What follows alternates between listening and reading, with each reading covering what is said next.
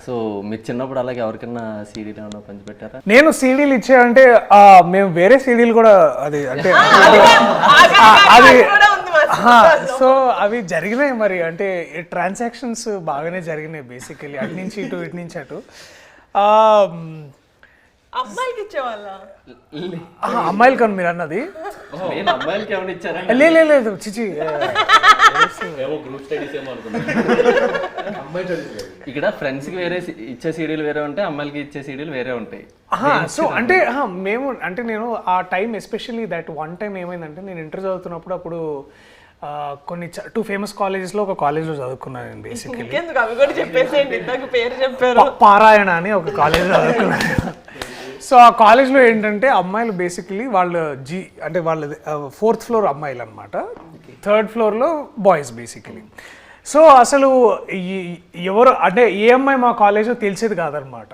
So మాకు అట్లా ఏంటంటే దాట్ వే ఆ 2 years బేసిక్లీ ఇంటర్మీడియట్ ఉన్న 2 years పెద్ద అమ్మాయిలతో పరిచయాలు ఉండేవి కాదు.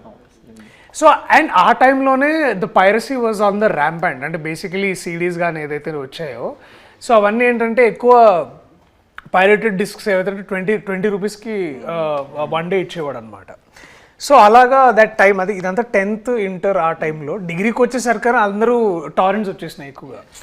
సో ఏమైంది పైరసీ గురించి మాట్లాడితే నేను ఏం అనలేకపోతున్నాను. అంటే ఇప్పుడు ఆ టైంకి లేదు అంటే బేసికలీ అది తెలియలేదు. అంటే ఇప్పుడు ఏంటంటే నేను ఆ టైంకి తెలిసి అది ఆబ్వియస్లీ అండ్ ఆల్. ఇంకోటి ఏంటంటే ఇంకా అంత మనకు అక్కడ అంత ఆ టైంకి పెద్ద సైబర్ లాస్ ఉండేవి కాదు, పోలీసులు వచ్చి అటాక్ చేసేవాళ్ళు ఏం కాదు.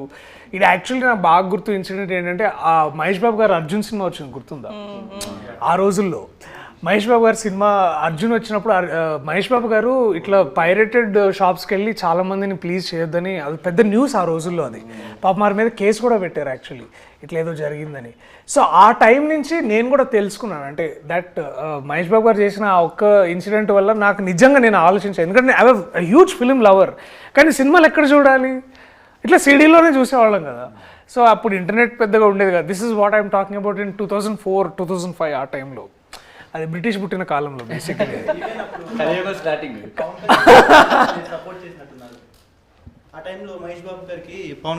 అంటే అప్పుడే the industry the whole industry అప్పుడు అల్లు అరవింద్ గారు వచ్చి ఒక పెద్ద పెద్ద ప్రెస్ మీట్ పెట్టి సెషన్ కూడా ఇచ్చారు. దాంట్లో వారు ఒక మాట అన్నారు గుర్తుంది. ఇంకెందుకు మేము సేవ్ ఇండస్ట్రీ అదొకటి. దెన్ ఇంకా నాకు బాగా గుర్తుంది అల్లు అరవింద్ గారు చెప్పిన మాట ఏంటంటే అది చాలా సెటైరికల్గా చెప్పారు అనుకోండి ఆబ్వియస్లీ. దట్ ఇంకా మేము సినిమాలు ఎందుకు, మేము కూడా అందరం కలిసి ఇట్లా టీవీలో సీరియల్స్ వేసుకుంటాము. మహేష్ బాబు ఒక సీరియల్, పవన్ కళ్యాణ్ ఒక సీరియల్, అందరం ఇట్లా సీరియల్ చేసుకొని బతుకుతాం. ఎందుకంటే ఇట్లాంటి హారబుల్ సిచ్యువేషన్ ఉన్నప్పుడు మేము ఇండస్ట్రీలో ఎలా బతకాలి అది అని చాలా అంటే అఫ్ కోర్స్ వారి సెటైర్గా మాట్లాడారు. అంటే మీకు అర్థమైంది కదా larger meaning around that. So మీరు అడిగిన క్వశ్చన్ సీడీలు ఇచ్చారంటే డెఫినెట్లీ ఆల్ ద బాయ్స్ మేమందరం కూర్చొని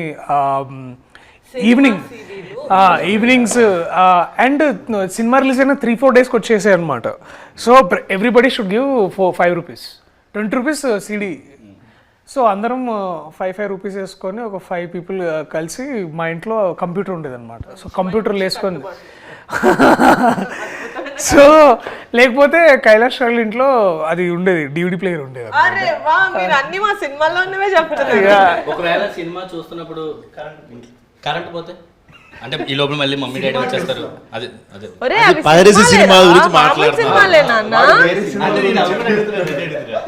సో మీరు చాలా విషయాలు చెప్పించడాలు చేస్తారు అనమాట. సో మాకేమర్థమైందంటే నేను బేసిక్లీ ఏంటంటే అవన్నీ మేము కంప్యూటర్లో చూసేవాళ్ళము. సో కంప్యూటర్లో ఎందుకు అంటే మేము దాన్ని మొత్తం డౌన్లోడ్ చేసుకునేవాళ్ళం అనమాట కంప్యూటర్లోకి సీడీలోంచి. సో ఏలో ఫోల్డర్, సిలో ఫోల్డర్, డిలో ఫోల్డర్, చాలా ఫోల్డర్లు ఉంది కదా. సో అలా చేసుకోవడం వల్ల ఏమయ్యేదంటే ఇప్పుడు కరెంటు పోయినా మాకు వచ్చి ఇబ్బంది ఏమి ఉండేది కాదు కదా. పైగా నాకు ఎందుకంటే దాంట్లోనే కంప్యూటర్, ఎందుకంటే కంప్యూటర్కి UPS ఉండేది. సో కరెంటు పోయినా కూడా 10 minutes బ్యాకప్ ఉండేది అనమాట. యా సో దిమాగ్ సే